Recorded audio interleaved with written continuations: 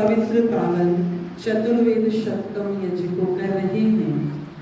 आर्य जगत के बहुत उच्च कोटि के मूर्धन्य विद्वान श्रद्धेय पूज्य आचार्य शिव कुमार शास्त्री जी, बहुत ही आदर सम्मान श्रद्धा की योगी ऋषि दयानंद जी को समर्पित वेद प्रचार मंडल के अध्यक्ष, जिनका पूरा जीवन ऋषि दयानंद जी के प्रचार और प्रसार के लिए समर्पित है, ऐसे ही हमारे प्रेरणा स्रोत आदरणीय श्री राम कुमार जी आर्य इस पवित्र पावन गुरुकुल के आचार्य पद को सुशोभित करने वाले श्रद्धेय पूज्य आचार्य सुरेश आर्य जी, मंत्री पद को सुशोभित करने वाले आदरणीय श्रद्धेय एडवोकेट लाल बहादुर सिंह जी खोवाल, यहाँ पर उपस्थित आदरणीय श्रद्धेय ब्रह्मचारी देव कुमार जी आर्य, समस्त यजमान दंपति महानुभाव, सम्मुख उपस्थित समस्त धर्म के अभिलाषी सज्जनों, बहुत अच्छी संगति मेरे साथ में कर रहे हैं। ढोलक पर आदरणीय भ्राता जी, गुरुकुल के पवित्र ब्रह्मचारीगण, मेरे भाइयों और बहनों,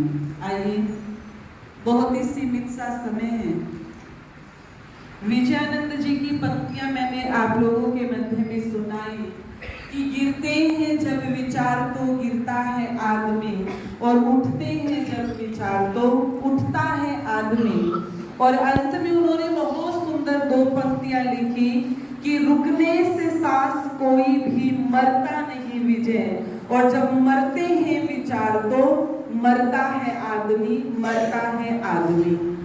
कि ये जीवन जो है, ये सांस रुक जाए, केवल वही मरा हुआ नहीं है, वो व्यक्ति भी मरा हुआ है जिसके जीवन से विचार निकल गए हैं, जिसके जीवन में चिंतन नहीं है, विचार नहीं है।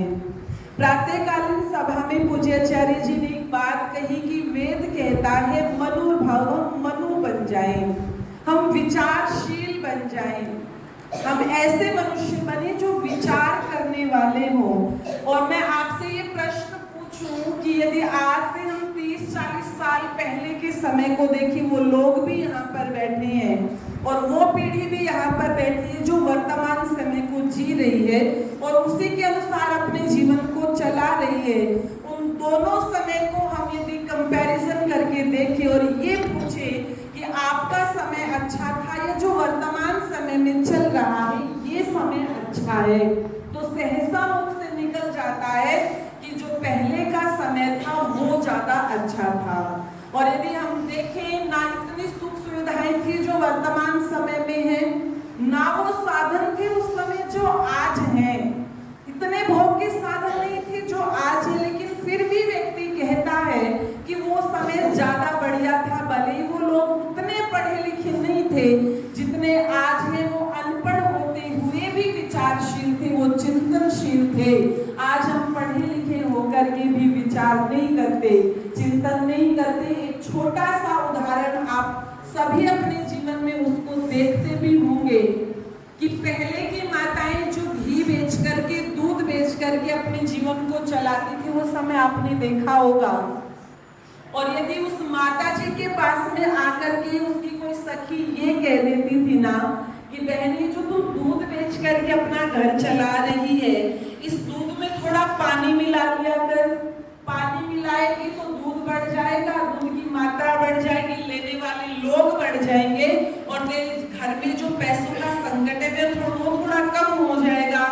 तो क्या कहती थी बहन, पाप नहीं करूंगी, अधर्म नहीं करूंगी, ऐसे पैसे नहीं चाहिए जो अधर्म के मार्ग पर पाप करके कमाए जाते हैं। क्यों? क्योंकि मुझे मेरे बच्चे पालने हैं। यही कहती थी ना, मुझे मेरे बच्चे पालने में पाप नहीं करूंगी, अब मैं पाप नहीं करूंगा, अधर्म नहीं करूंगा। एक समय आज है जब दूध वाले भैया आते हैं और जब वो पतीले में दूध डालते हैं तो पता चलता है, समझ नहीं आता दूध में पानी है या पानी में दूध है। जब मैं कॉलेज के अंदर जाती थी ना ऑटो में बैठ करके, तो ये नहर के ऊपर एक हैंडपंप होता था, अभी है या नहीं मुझे नहीं पता। जो भैया हमारे घर दूध डाल करके जाते थे वो अपना दूध का ड्रम उसके नीचे रख लेते थे और ऊपर से चलाते ही रहते। मैं उनसे पूछती, भैया आप इतना पानी मिलाते हो, मैं आपको कॉलेज जाते हुए देखती हूँ, थोड़ा सा आप बैलेंस कैसे करते हो, कैसे पता चलता है कितना पानी हो गया?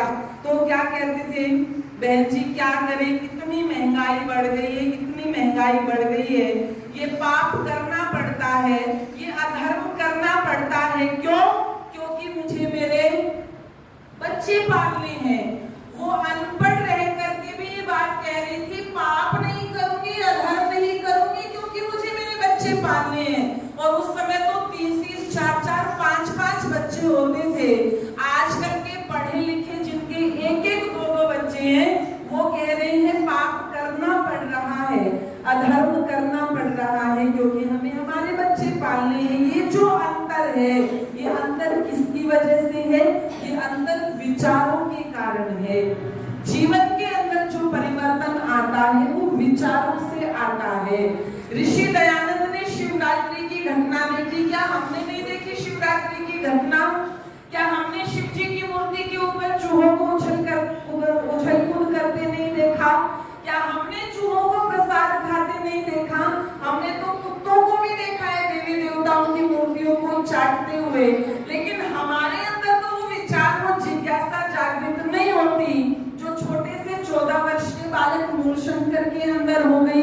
क्या हमने अपने परिवार में किसी चाचा, ताऊ, बहन को मरते हुए नहीं देखा होगा? ना जाने कितने लोगों को देखा होगा। ऋषि दयानंद ने अपने चाचा और बहन की मृत्यु को देखा तो मन में विचार आया, मैं उस मृत्यु पर विजय प्राप्त करूंगा। ये मृत्यु होती क्या है? और वही बालक मूलशंकर आगे जाकर के महर्षि दयानंद बनता है। ये सब विचारों का खेल है। विचार ही मनुष्य को ऋषि महर्षि की कोटि तक ले आते हैं। विचार ही है जिसके लिए पूज्याचार्य जी कह रहे थे ना, रावण की चर्चा कर रहे थे, तो आचार्य जी बोले रावण के पास क्या नहीं था? तो नीचे से एक ब्रह्मचारी कहता है रावण के पास में सीता नहीं थी। ये सब विचारों का है। ये विचारों का अंतर है कि वो ऋषि कोटि में होते हुए भी आज उसके पुतले जलाए, ऋषि कुल में पैदा होके भी उसके पुतले जलते हैं। और राम क्षत्रिय थे, लोग उसे देवता मान करके पूजते हैं। ये केवल विचारों का अंतर है। आइए अपने जीवन के अंदर हम मनुष्य हैं, विचार करें, चिंतन करें। बस चंद पंक्तियां कह दूं, सभी ब्रह्मचारी सीधे होकर के बैठेंगे, अपनी तालियों को खोलेंगे और मेरे साथ मिलकर के बोलेंगे, कर गए वेदों का प्रचार वो दयानंद सन्यासी, कर गए वेदों का प्रचार वो दयानंद सन्यासी, वो दयानंद सन्यासी, वो दयानंद सन्यासी, कर गए वेदों का प्रचार वो दयानंद सन्यासी।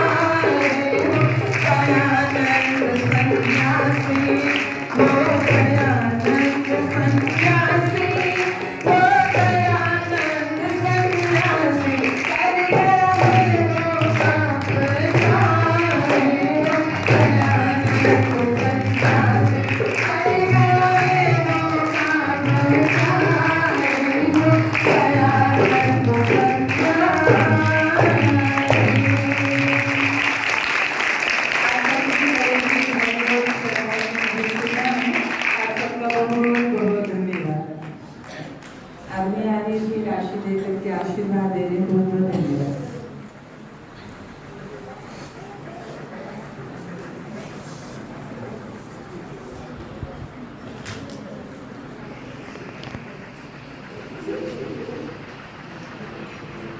हमारी बहन जी का आशीर्वाद स्वरूप मास्टर जी ने भी हौसला बढ़ाया और आप सभी कर्मचारियों ने मिलकर के भजन का बहुत अच्छा आनंद लिया। आज